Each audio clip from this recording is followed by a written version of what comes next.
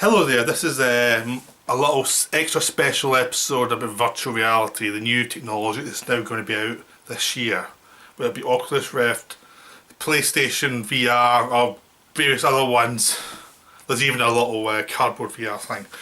So I'm going to just talk about VR for a little bit and hopefully it'll be of interest to you.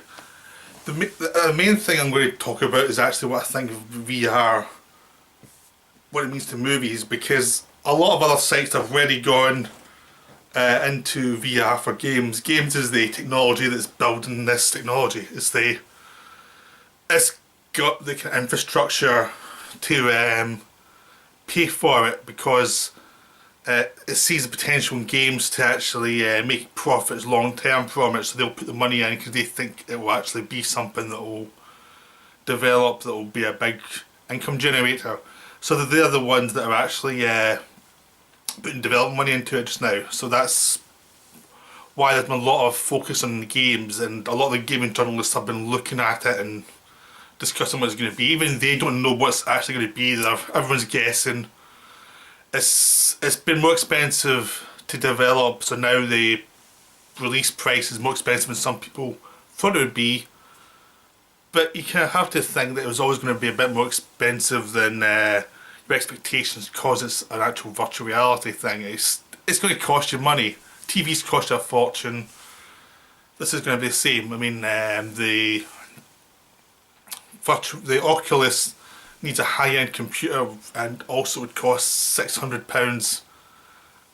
Pretty much. I mean, it's £500 for the whole set, but you're also going to have to buy little hand things that'll be released in a few months. So they're probably £100 as well, I'm guessing. Then you've got the computer, so you need a high-end computer, which probably costs you another £1,000 just for virtual reality. PlayStation 1 will actually hook into your PlayStation 4, which they say that it could cost about £800. No one knows yet, haven't announced the price yet. Because it's Sony's quite good at underpricing their competitors, so they may take a little hit to start with to get the technology out there. Who knows? I mean, PlayStation I think has a better option at the moment because it's a consumer model. Sony's good at consumer models, and if it's just a model where you can hook everything to a PlayStation, the PlayStation 4 is the biggest selling new software for gaming already. A lot of gamers have a PlayStation, far more than have a Xbox or a high-end PC. PlayStation is the biggest seller for PlayStation 4 is the biggest seller in the market just now. I mean, it's dominating the world basically. So there's going to be a lot of potential users who already have the equipment bought for gaming that would actually need it for the virtual reality. And to me, that seems to be the most exciting areas that Sony's got something, because they're the people who can make it work. They're the ones who might see the long-term benefits and actually put the money into it long-term. Facebook is financing Oculus Rift, which is a bit computer-based, but because the specs at the moment seem so high, it might take a year or two, in my opinion, for computers to get up to the level that they need to run Oculus. So I think it'll be more of a slow burn. I mean, that's just the gaming side of things, and the basics. I think I like playing games, but I'm not like a full-on gamer. I play every so often. I play certain games that I enjoy. And, I find certain ones I enjoy. I'll play them, be a normal gamer would play them, but I don't play it all the time because there's not enough games out there that really interest me. There's certain ones that do, but I'm not a hardcore gamer by any means. But I still enjoy some games. I liked this year, like Metal Gear Solid 5. I liked Arkham Knights. Things like that. I think the more story-based open world games I really like. So I'm very excited about some of the technology is going to go there, what it's going to do. But I'm also interested in how it's going to affect movies and TV, because I think that's actually the long term, it's going to be where more people are going to get involved in it. Because only so many people like games, and also everyone likes different type of games. I mean, some people like little platformers, they find them more interesting to play because it's more skill based.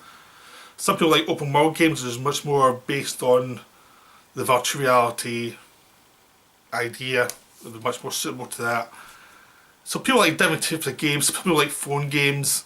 I think there's a limited amount you can actually do with games until technology is up to make a real open world that is in great detail. We're not even near that yet. I mean, any game you play, you can still see the fakeness. I mean, it's the best games actually, the approximate reality still stylized a little bit so that you feel it's not reality, so you can use your imagination for the rest of it. And they look gorgeous, but they're still not realism. If you use them for virtual reality and try to go for realism just now, it would just look wrong. So the stylized things is still the best. But even games for like the memory, for the soundtrack, for everything else, for the detailing, I think it's still very basic. So I mean, in 20 years, and we'll look at the first VR, we'll look back and think that's so basic. That's sort of like looking the way we look back at the 80s games, because the memory's not good enough to actually deliver what the technology has potential for. It's the same for anything, because I mean, if you look at video to DVD to Blu-ray to 4K, it's just slowly developing the digital side of things, starting off with something of just tape, which had only very limited resources. Then DVD had more sharpness, but not much depth. Blu-ray had depth and sharpness. 4K is getting more and more detailed, and it'll keep on going up. Same with videos, they'll keep going up in detailing. But at the moment, I think the best stuff they can really do is make it much more like a Nintendo thing just now and enjoy the fun part of the world. It doesn't mean we'll all do that. I think if everyone did that, it'd be boring. But I'm sure some people will try more realistic things and it'll just look wrong. But the potential is there in open world. Open world is something that I think is a good chance of helping develop the technology a lot more, because I think people would like to actually like go to Gotham City like in Arkham Knight, and if you could play that as a virtual reality game with the Batmobile driving through the city or floating around or zooming up, if you get a detailing like that, people would be fascinated. If you get the technology to work to actually make you feel that you're going up and are experiencing that, it would be great. I don't think we're anywhere near there yet, but I think a very crude technology and basically first person would be interesting, and it would give people the scope to develop the technology over the next 10-15 years. It would take a while though to get anywhere near the kind of realism you'd hope for, because I mean basically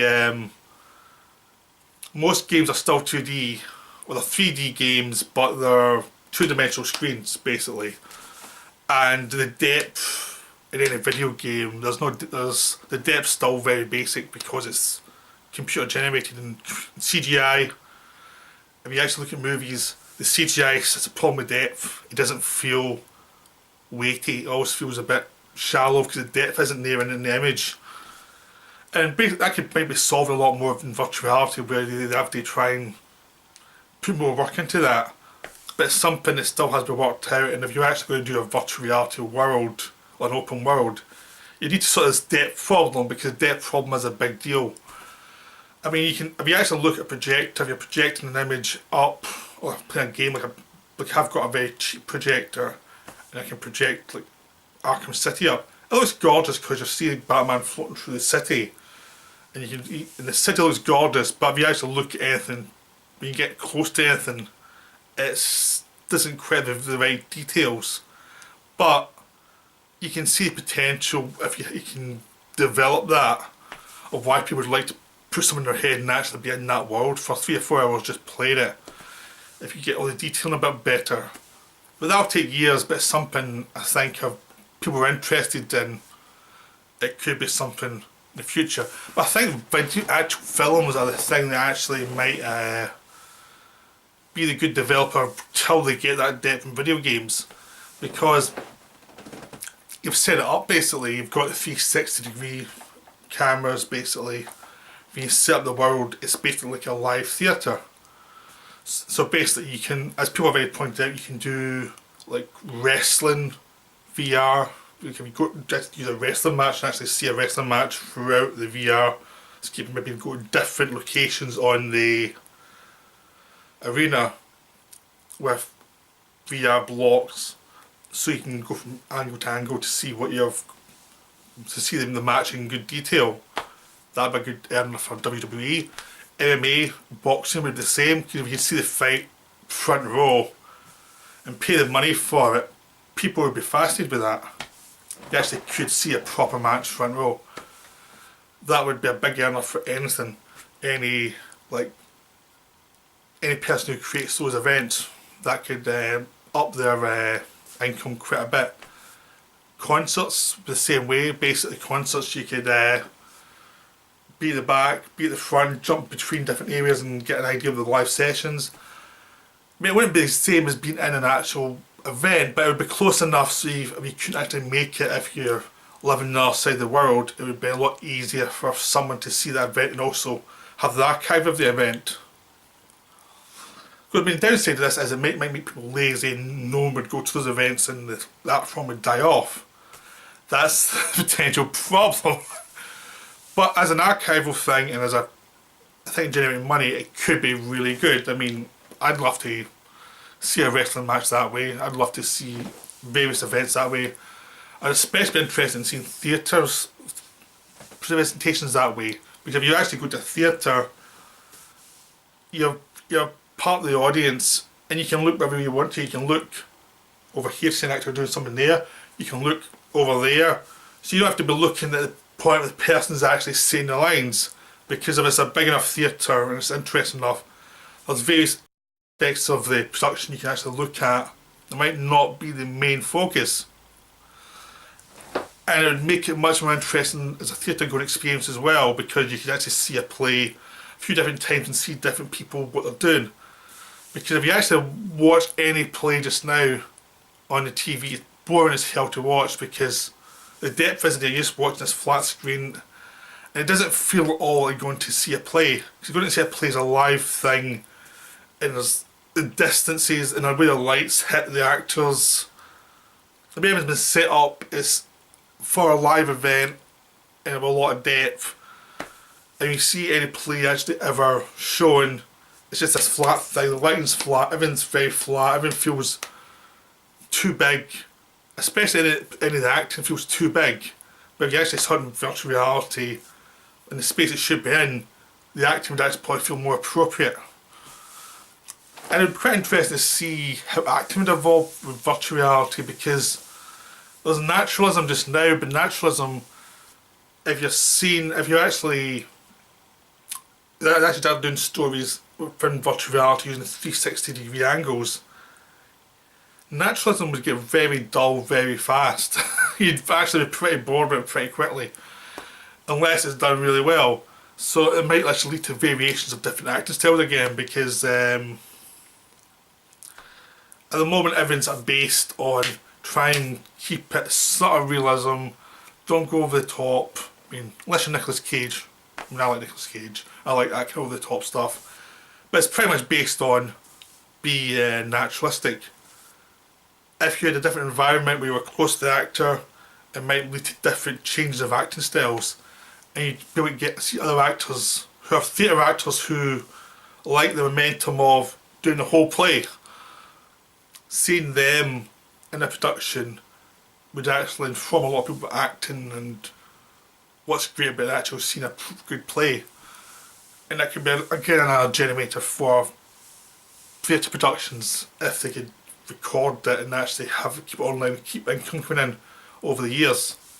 I think that'd be fascinating. But it'd also be interesting to see, like, because you can shoot stunts that are physical and you can feel the reality of things, actual physical movies like trucks, things like that, or like normal special effects in a movie, normal interactions in a movie, now in a virtual reality space, how it would affect cutting, how it would affect how you'd react to the actual story, because you'd probably just be almost like a ghost within the story watching the events taking place. Unless it was a first person thing where you'd actually be the character. But I think that would get pretty limiting very quickly. it would limit the kind of stories you could tell. But I think if you're actually just also a ghost watching the story, you can wander around the story and see the angles, whatever part of the experience you want to see. So you could be over here, you could be here, you could be over there. You could be seeing different angles on the screen.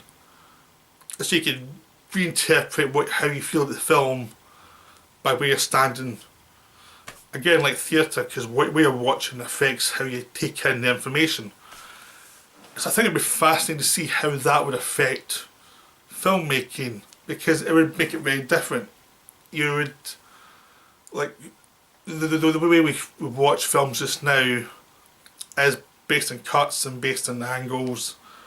I mean, you can do lots of long shots. I mean, Brian De Palma does long shots, Kubrick did long shots. Russian Art's a film made of a one shot. You can do that and make everything feel linked and make everything feel like you're floating within this one story. And if you actually choreograph it right, the way they would choreograph a theatre show, it wouldn't be that big a deal. It would just be the new language. It was how would you interact, how would you create the melodramas within the story within this new setup would be the new way of people experiencing stories within like, a virtual reality world. So that would be fascinating because it would change the momentum of the way things are presented, at least for a while, as it would probably have to very slow to start with to get people into the language, and then it'd slowly develop shorthands, and you could do the same with TV, but it would probably be very expensive to start with, so I don't think TV would change anytime soon until they've kind of worked out. I think this is like a 20-25 year process. I don't see a certain generation switching at all, and I think a younger generation would just see it as a natural way you interpret media. It just depends on where you're going to come from in your life when it starts to really become part of the main culture. So I think it's potentially fascinating. It's going to develop its own pace, but I'd love to see how it goes. So I hope you enjoyed this. I enjoyed thinking about it. And I hope you enjoyed this. I enjoyed thinking about it, presenting it, and hopefully it's of interest to you.